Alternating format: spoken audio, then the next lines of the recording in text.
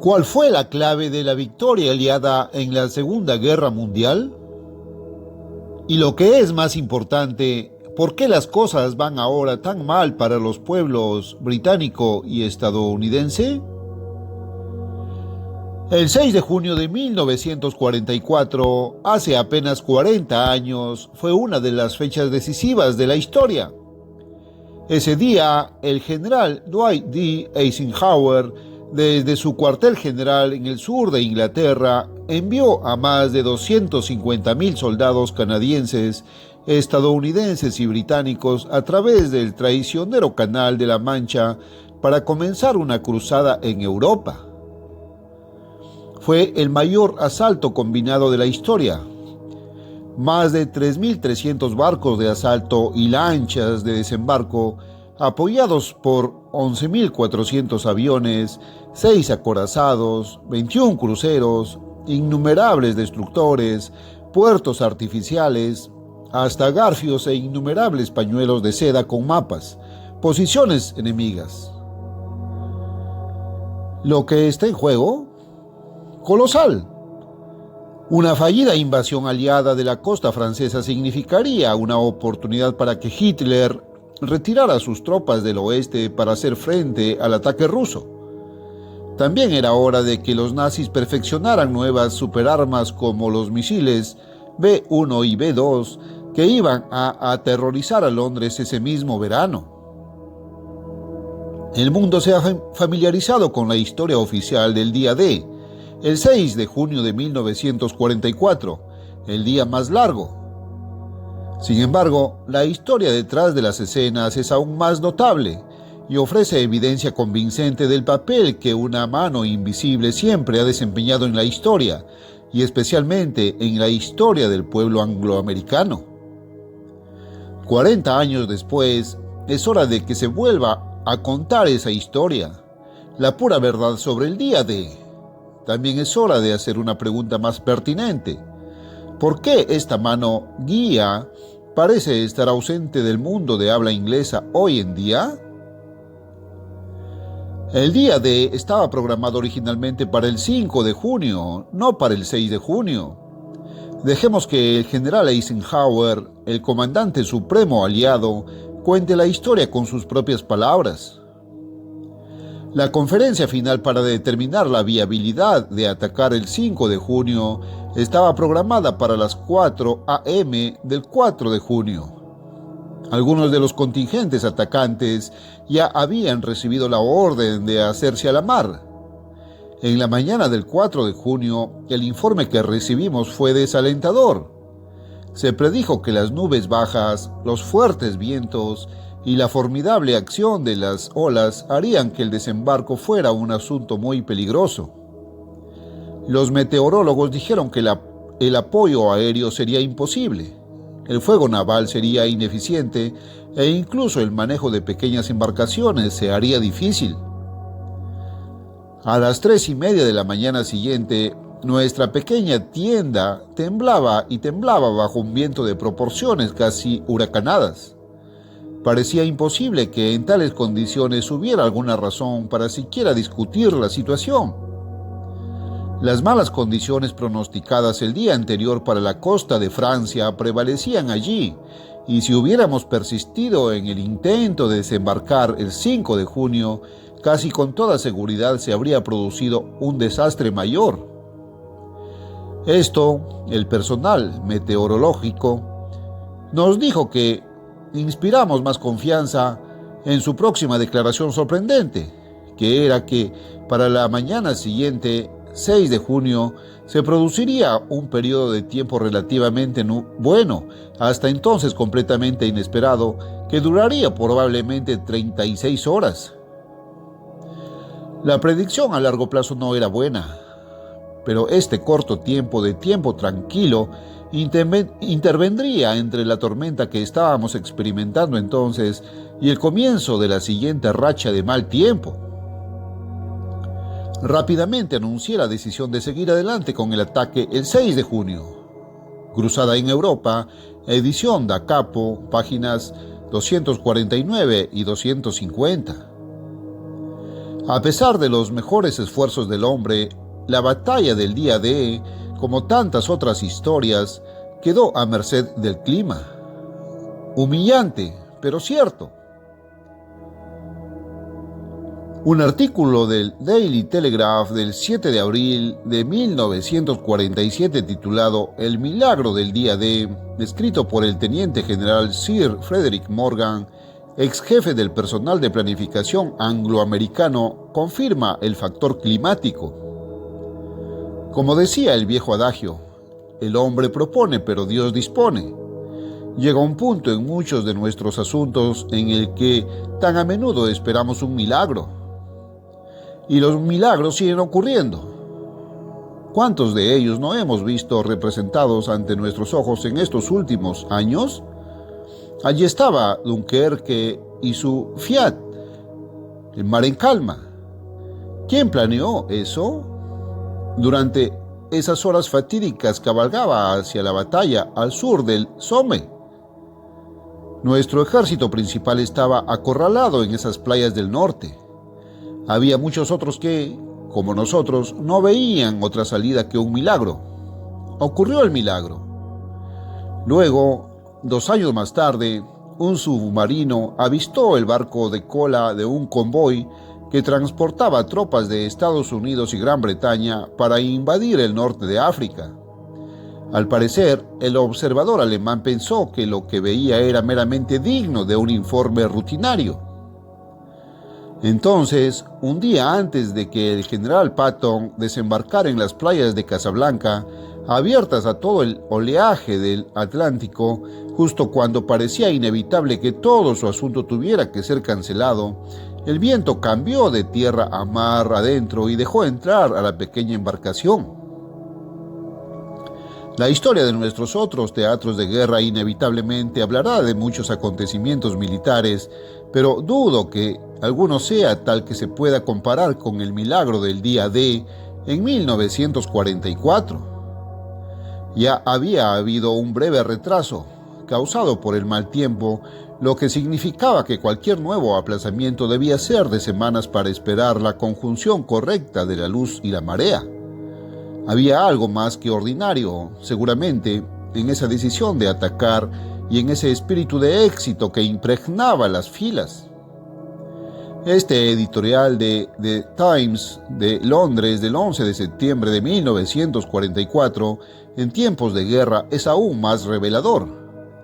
Parecía que esos días normalmente plácidos e iluminados por el sol en que se mezclan mayo y junio estaban este verano poseídos malignamente. Y sin embargo, todo el tiempo, si lo hubiéramos sabido, las nubes que tanto teníamos eran grandes y estaban llenas de oportunidades que el cuartel general supremo no tardaba en aprovechar. Los comandantes alemanes fueron informados por su servicio meteorológico de que no podría haber invasión en el periodo incluido el 6 de junio, debido al continuo clima tormentoso. Esa es la razón por la que las fuerzas del día D, que desembarcaron durante un breve descanso en el mes más ventoso en Normandía, en al menos 20 años, encontraron a tantas tropas alemanas sin oficiales, y por qué otras unidades costeras enemigas estaban teniendo ejercicios en el momento del desembarco. Este fue el milagro del día D. Ni siquiera el general Erwin Rommel, el brillante zorro del desierto, estaba en su puesto. Estaba visitando a su esposa por su cumpleaños, el 6 de junio. Rommel estaba seguro de que el clima traicionero hacía imposible una invasión. Las probabilidades eran de 50-1 en contra de la luna, ya que la marea y los vientos estaban justo después del clima tormentoso que se desataba. El Times volvió a comentar el 27 de octubre de 1944.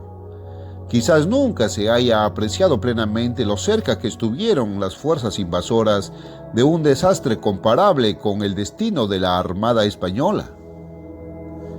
El 18 de junio fue el siguiente momento para las mareas correctas.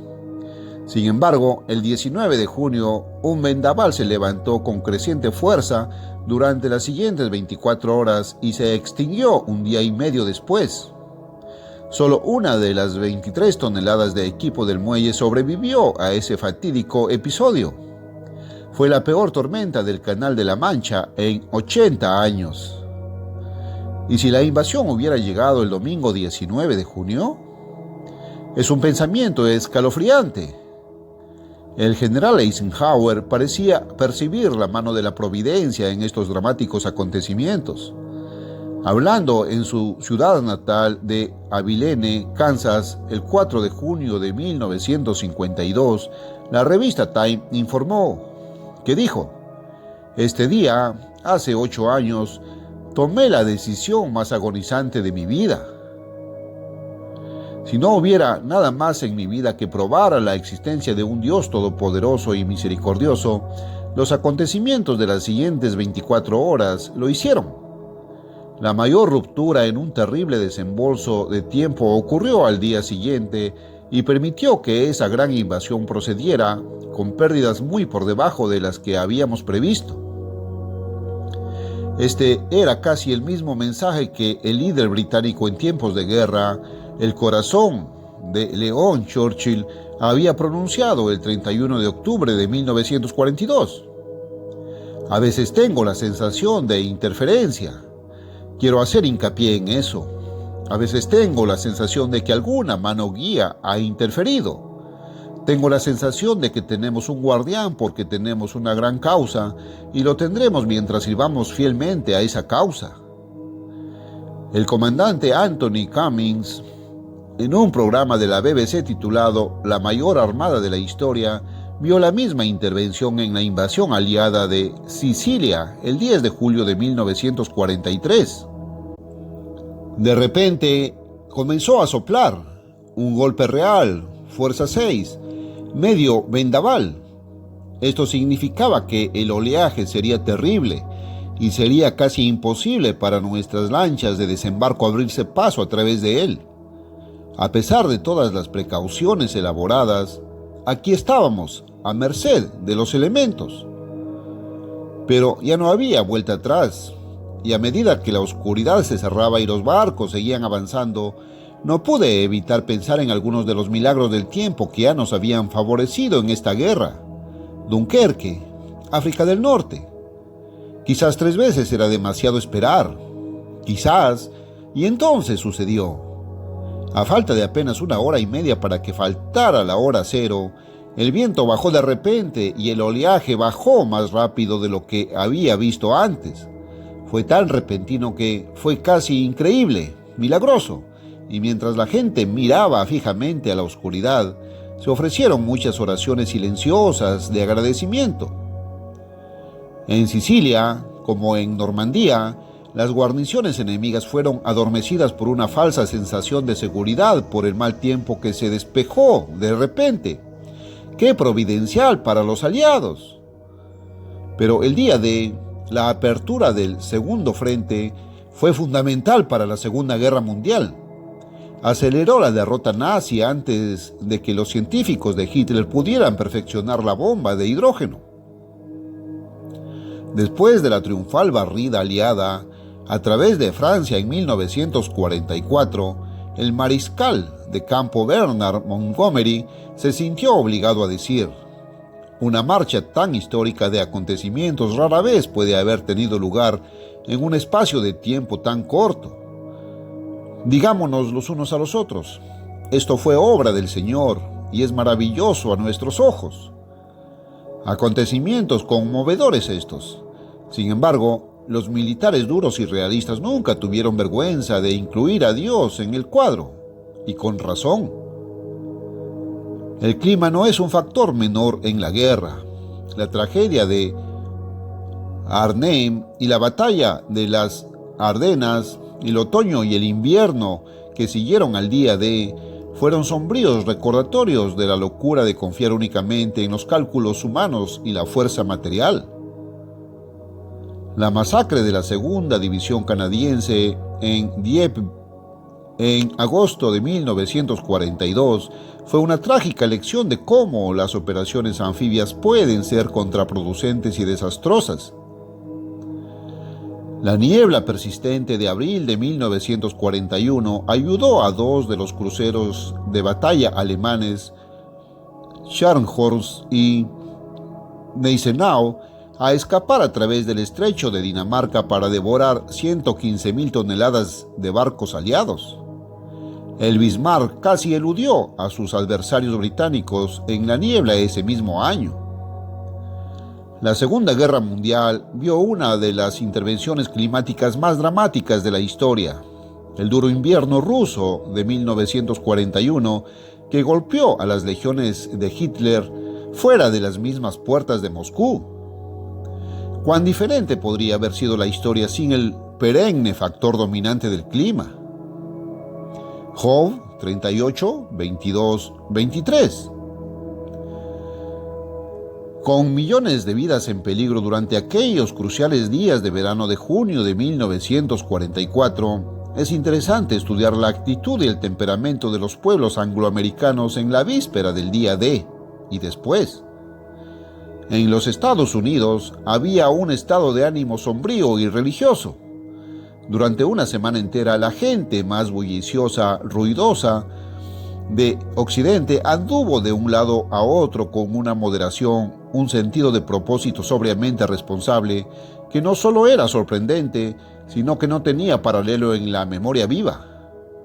Como experiencia emocionalmente unificadora y satisfactoria, fue única.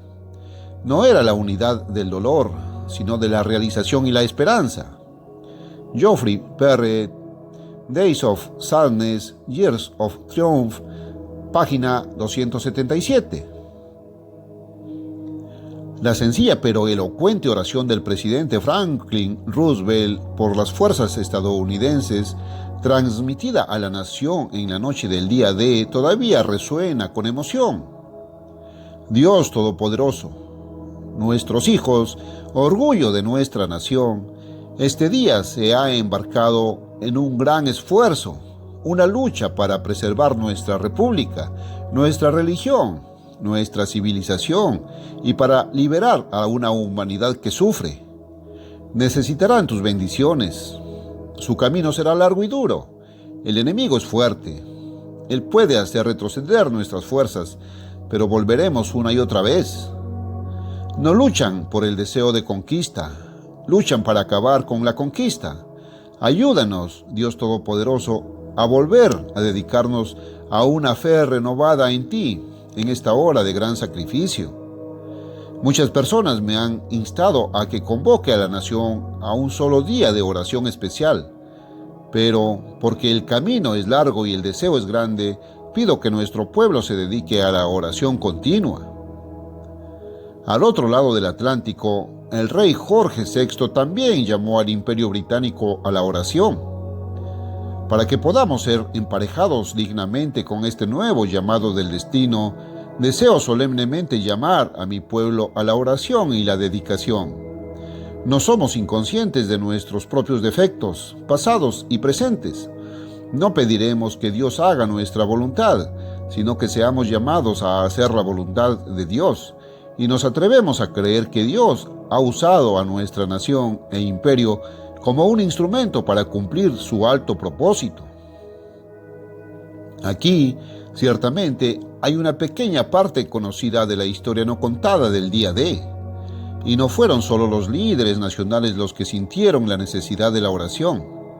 48 horas antes de la invasión, en la iglesia parroquial de Portsdown, el general Dempsey, comandante de las fuerzas británicas y canadienses, el día D, se sentó durante una hora con 400 oficiales y hombres en una de las experiencias más conmovedoras de mi vida. Se recitó la famosa oración de Sir Francis Drake antes de la batalla de Cádiz.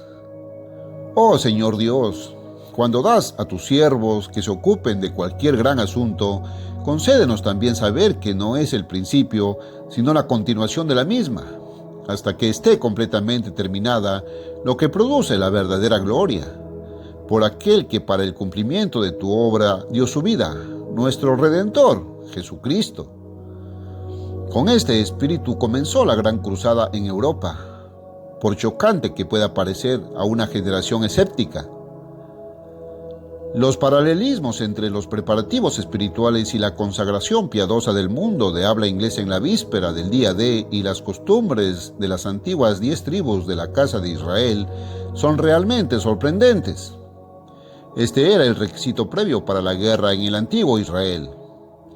Cuando te propusiste hacer la guerra a tus enemigos y veis un ejército más grande que vosotros, no tengáis miedo de ellos, porque el Eterno vuestro Dios está a tu lado. Cuando abres la campaña, un sacerdote debe acercarse y dirigirse al ejército de esta manera. Escucha, Israel, hoy estás abriendo una campaña contra tus enemigos. No desaniméis jamás. No temáis, no temáis, no temáis, porque el Eterno vuestro Dios va con vosotros, para pelear por vosotros contra vuestros enemigos y para daros la victoria. Deuteronomio 20, del 1 al 4. Otro estímulo en 2 de Crónicas 6, 24, 35 pareció extrañamente cumplido también en el día D. Oh, si tu pueblo Israel es derrotado delante de un enemigo porque ha pecado contra ti, y se vuelve y confiesa tu nombre y ora y ruega delante de ti, entonces escucha desde el cielo su oración y su súplica y mantén su causa. Versión autorizada revisada en todo el contexto, excepto donde se indique lo contrario. Consideremos este interesante aspecto secundario de las memorias de Winston Churchill sobre la Primera Guerra Mundial, la crisis mundial. Este incidente ocurrió justo después de que el señor Churchill se hiciera cargo de la Royal Navy. Esa noche, cuando me fui a la cama, vi una Biblia grande sobre una mesa en mi dormitorio. Pensé en el peligro de Gran Bretaña, en la paz, amorosa y reflexiva, poco preparada. Pensé en la poderosa Alemania, o la trasola de valiente Hungría, de las guerras repentinas y exitosas por las que su poder había sido establecido. Abrí el libro al azar y en el capítulo 9 de Deuteronomio leí: Oye, oh Israel, tú posees naciones más grandes y más poderosas que tú, un pueblo grande y alto del que has oído decir: ¿quién puede estar en pie delante de los hijos de Anac? Entiende pues hoy que el Señor tu Dios es el que pasa delante de ti como un fuego consumidor. No por tu justicia ni por la rectitud de tu corazón, pero por la maldad de estas naciones, el Señor tu Dios las echará de delante de ti, para que cumpla la palabra que el Señor juró a tus padres, Abraham, Isaac y Jacob. Parecía un mensaje lleno de tranquilidad. Edición Mentor, páginas 58 y 59. Este fue el mismo Churchill que, al concluir victoriosamente la Segunda Guerra Mundial, como primer ministro, llevó a toda la Cámara de los Comunes británica a dar humildes y reverentes gracias a Dios Todopoderoso por nuestra liberación. Los lectores veteranos de esta revista saben que los pueblos estadounidense y británico son, en gran parte, descendientes directos de las llamadas 10 tribus perdidas de la antigua Casa de Israel. Esta sorprendente verdad se explica en nuestro folleto gratuito Los Estados Unidos y Gran Bretaña en la profecía.